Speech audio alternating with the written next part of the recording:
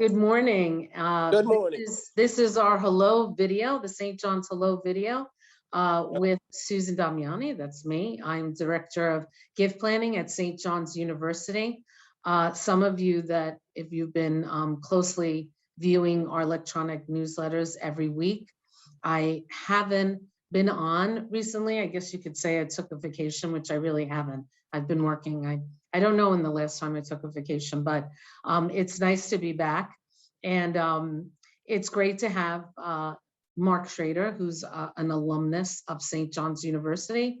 I'm going to say, since you graduated in 1984, you're a graduate of the College of Business Administration. We don't call that anymore. It's now the Peter J. Tobin School of Business. And you majored in finance and economics. Is that correct, Mark? That is correct. Terrific. It's great to have you here. And we are having Mark here because we're going to be offering our Meet the Experts. We offer that every year, obviously not last year. And Mark is going to be part of that panel in the spring. We're actually offering it in the fall and the spring. Our first one will be October 6th, and we'll be offering it in person on the Queens campus, but also via WebEx. So if you cannot come in person, you'll certainly be able to listen to really great information from our experts, our alumni experts in the fields of finance and trust and estates. So let's get to you and your St. John's story. We're saying hello from Melville, New York. Is that correct? That is right. Melville, New York. Great Melville, New York. Beautiful Melville. And you escaped the storms. You didn't get too much rain, I hope. There was no damage by us. Good. That's good to hear. Surprisingly. Let me tell you a little bit about Mark. I think I said he was a finance and economics major, graduated in 1984, but he has like over 35 years of being a financial advisor, and he works for National Securities. So that's great. That's really a long time. You must really enjoy being a financial advisor. Actually, I do. That's great. Yeah. It's quite rewarding when I can lead someone to their goals. Well, I know one person who's a McAllen member who actually introduced us. And I know she says nothing but good things about your sound advice.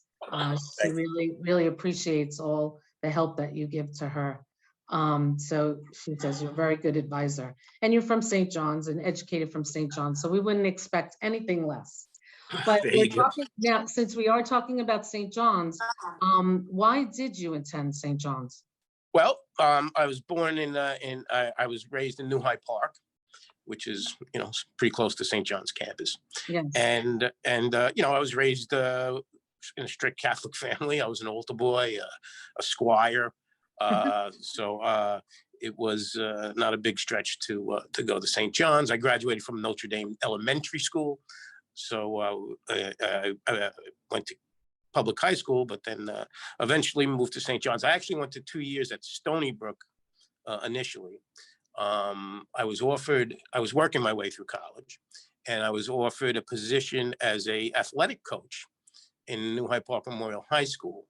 And it was a paid position, and it was more viable to attend St. John's at that point than Stony Brook to handle that job and my course curriculum.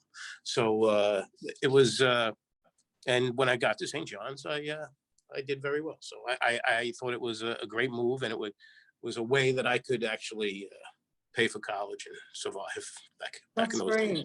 That's great. So, well, yeah, the tuition certainly is not the tuition of today, but everything is relative, right? I mean, as a financial advisor, right? All relative. It still was expensive back then to us, even though if we told the students today what our tuition was back then, because I graduated only several years after you, they would probably laugh at us, right?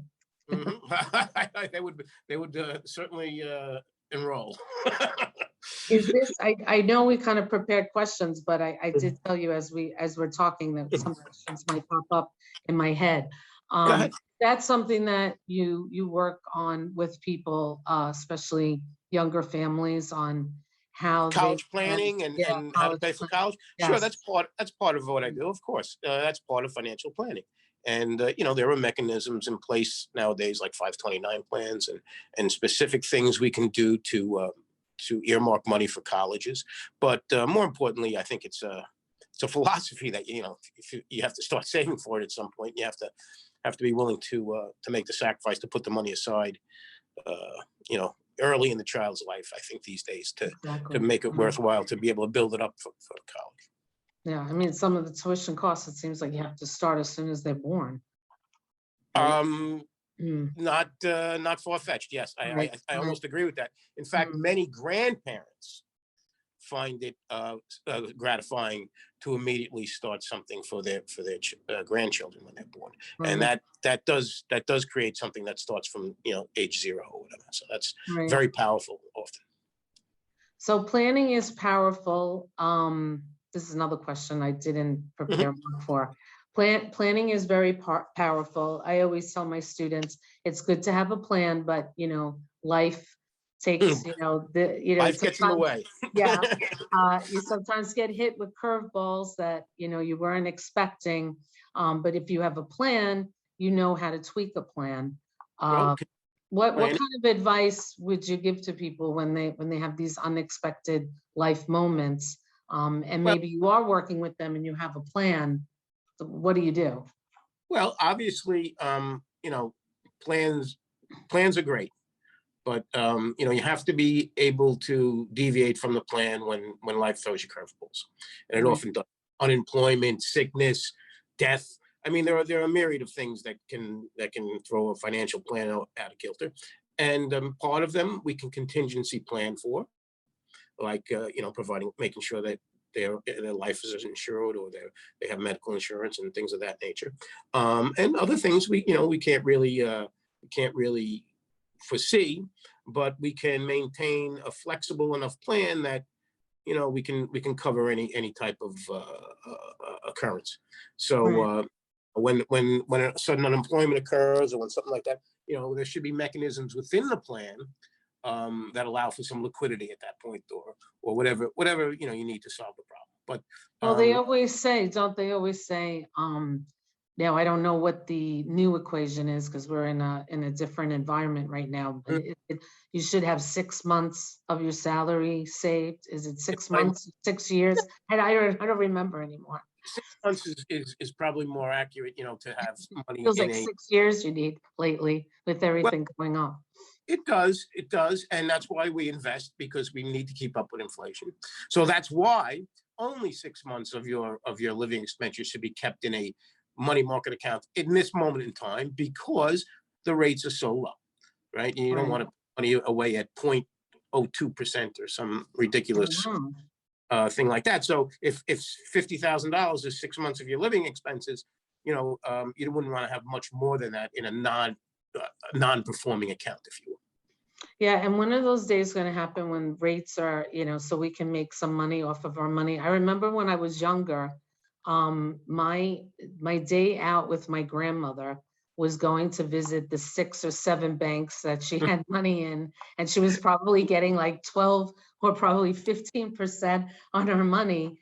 And I see my grandparents, they weren't of means, but they eventually were of means because they were savers, and they were making money because the high interest rates. How does anyone make money today? Well, there can be no investment without savings, right? You have to be a saver to Right. some extent. So, clearly, bank rates or safe rates or easy rates are really not available right now. Right? The 10-year Treasury is offering a 1.3% return. That's a safe investment for the next 10 years. You'll get 1.3% per year. Now, most people would not consider that a stellar return. No. So you're forced to look in other places. Dividend yielding stocks, bonds, certain types of REITs, real estate investment trusts, things of that nature now can provide, yields of as much as 6%, but more realistically 2, 3, 4, which is significantly more than a bank is willing to issue. However, it's a step out on the risk scale. So to get involved in things like that, either you need some expertise or someone like me that that would watch and make sure that those investments are performing accurately and as we expect, and not misstepping. But right now, the answer is, you know, it used to be someone in the 60s should maybe have 60% bonds, 40% equity. That equation just doesn't work now because of you can't get by with 60% of your money at 1%. So you need to be more creative. And there are very many ways to be creative without taking undue risks. You know, AT&T is as a stock can provide, you know, 4 or 5% dividend yield. It might go up and down a little bit, and we can take steps with option strategies and advanced things to mitigate that risk as well, and maybe lower maybe it costs us a little bit, so we only get 2 or 3% on that position, but it's safe and it's, you know, 10 times what the bank is paying. Right. No, that's great. And I think that's why it's important to have an advisor, because everything changes, the climate changes so much, and you know, you have to be on top of it, and you know more than I know, so you can advise me on the best steps. I know the one question that we did prepare for. So in talking about that, what would you say are 3 elements for successful investing? Well, I think the first and most important element is establishing your goals and understanding, you know, what you can put away and what you want to save, and what you want that money to do for you. So younger people might want that money to grow rapidly, to buy a house or purchase college education. Older people might want that money to generate income so they can, you know, supplement their retirement. Or some people might want to defer it and grow it to leave to St. John's. So, so nice. we need to address what your goals are, and then once we figure that out, the next step would be to establish a diverse portfolio using, you know, various financial vehicles to establish that end. In other words, you know, basically stocks, bonds, REITs, as I mentioned, gold, in some insurance products to be designed to specifically tackle the goal that your money, what you want your money to accomplish. And then after we do that, and we establish a portfolio that meets your criteria, then, you know, then we need to tend the garden and monitor it and review it and make sure that nothing is performing poorly or as it shouldn't, and make adjustments as we go along. Right. That's great. Good advice. We appreciate that. I know in the news, you know, constantly we hear about all these proposed legislation, you know, with Biden, they call it Bidenomics. What should we be expecting? I know right now it's only predictions. Would you like to share your prediction? Are you allowed to share your prediction? Will compliance allow you to share? In my opinion. Right, in your personal opinion. In my opinion, I think that we will get some type of some package. The first thing to understand is everything stems from getting a stimulus, or not a stimulus, but an infrastructure package. So if we achieve an infrastructure package, and it's of the magnitude that they're trying to pass, you know, like the 3.5 trillion rather number that they're throwing around, we would need to see in details how they plan to pay for that. So I've looked at some of the ideas, and one of them would be capital gains tax being put back to normal income for people earning over $1 million. So there are certain they're very the new tax, or the taxes that would be new or increased to pay for it, seem to be trying to skew towards the very high end earners, you know, like over 400,000 and things like that. But, you know, when the rubber meets the road, usually that's not the way it's going to work out, right? Usually the middle class pays for everything. So I know. I was just going to say, it always comes back to. So and in New York, a middle class, in some ways, I hate to say, is 400,000. I mean, with the real estate values, and certainly Well, people you know, didn't pay those real estate pay that so, price when they bought the house initially. well, This is what, something, right? This is something that now that's part of the they've plan. made money on, and now it's going to be taken away. My understanding is that the tax plan understands that, and that if it's a one-time capital gain sale on a home or something like that, it's going to be treated a little differently. Oh, really? I So, didn't hear that. Oh, okay. yeah, because You know? obviously it would be very easy to say, oh, you made $1 million this year because you sold your house. Right. I don't make $1 million every year, so why should I be subject to that Right. capital? Exactly. Right. So that's part of the discussion. Oh, okay. I didn't know that. So thanks for sharing that with But us. in the bottom line of investing, the higher taxes, are not great. They certainly help municipal bond investing because they're tax free, and still are tax free. Mm-hmm. There are certain other aspects of investing that will benefit more from a infrastructure spending package than the taxes would be a detriment to. So in other words, if we're building out roads and bridges and Wi-Fi and creating jobs and making the economy stronger over the long run, that should be a positive, and investments should react positively. In addition, if it creates inflation, inflation generally is a positive for the stock market. Stocks go up because of inflation. In other words, if the dollar is worth less, the stocks still keep their value. They go up commensurately, and stocks have always been a hedge against inflation.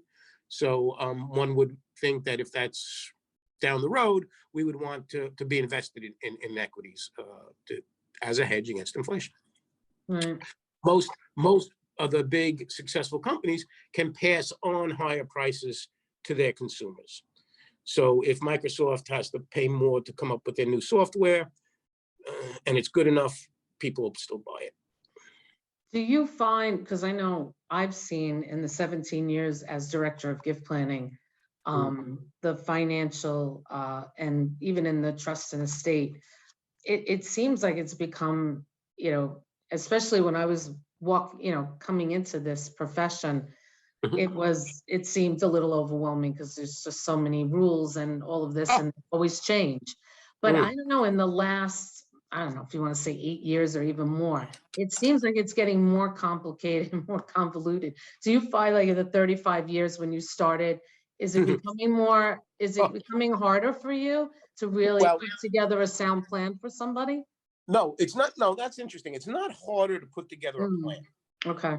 I certainly have more tools at my disposal than I had in 1988 or 87. That's interesting. Right. I have better computers, better models. The technology, right? Technology is fantastic. You got to realize, when I started in the business, people had to call me for a quote. I know, that's right. It was a very important function of a broker to give accurate quotes. Right. So, think of that. I could take orders over the phone, for thousands and thousands of dollars, and hope on the word of a guy or something like that. But of course, now we have all kinds of money laundering issues and all kinds of compliance issues. We have, it's just a myriad of people looking over my shoulder at everything I do, particularly in dealing with seniors. You have to go through a lot of scrutiny with that, which is fine. Since I'm not doing anything wrong, I don't mind it. But right, exactly. At the end of the day, it is all there to protect seniors, but it is complicated. There are many more pieces of paper to be signed or filed that now could be docu-signed, if you will. Thank you, Mark, for that. That's really great information that you're sharing with our donors.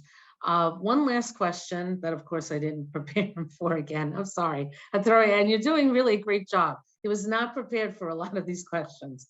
But the last one I always ask everybody is, if you had one word to describe St. John's, what would that be? Preparatory.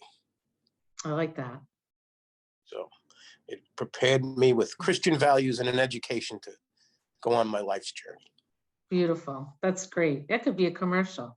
I feel the same. No, I do. I feel the same way. And I'm so glad that you included the Catholic part, because I think that sets us aside from many other institutions, especially Vincentian, our Vincentian values. How many credits did you have to take? I had to take 9. I know, exactly. Me too. I graduated in '87, so we were in the same decade. But it does prepare you for life. No doubt about it, to have, those theology courses and the philosophy. But just being on campus, I don't know if you felt the same way, just being on campus and having that presence, you don't realize what it does to you. And when you have those life challenges, we always say, our faith is what gets us through it. Obviously, you needed to learn the finance and economics, and you wouldn't be in the business for 35 years. But I'm sure, your Catholic education certainly helped you with other things in life. So I'm glad that you recognize that, and that's important to you. So thank you. And thanks for taking the time to say hello to us. It was so great to have you on our hello video. And we look forward to seeing you in the spring. We don't have the location for the spring Meet the Experts, but again, the Meet the Experts will be October 6th. It will start at 9 o'clock. We start with the breakfast, so everybody can get to know each other, get to know the experts. And then we start our panel discussion at 10 o'clock, and that'll be on the Queens campus. You're welcome to join us if you have any clients you want to bring. It's complimentary, so we welcome you to come if you want to just check it out and see what's in store for you in the spring. But thanks again for your time. I know everybody's busy, and I hope you stay safe and healthy. My pleasure, and same to you. Thank you. All right, thanks, Mark. Take care.